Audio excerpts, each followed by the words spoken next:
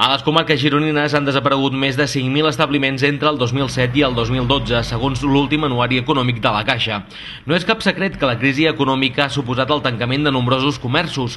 Tot i això, les xifres de noves obertures a les principals ciutats de la província, com Girona, Banyoles, Platja d'Aro, Blanes o Olot, han anat en augment. Malgrat que l'obertura de nous comerços ha crescut, també n'hi ha molts que han tancat. A Banyoles, per exemple, el 2008 es van enregistrar 18 obertures d'activitats econòmiques, 10 d'elles van tancar. Pel que fa al comerç oriental, és el que més aguanta la crisi. Pel que fa a la ciutat Girona, el tancament de botigues no passa per la crisi, sinó que la seva majoria són per jubilacions i l'elevat preu dels lloguers. A la capital gironina s'han produït un increment en nombre de nous comerços. L'any 2011 se'n van obrir 141 i l'any passat 191.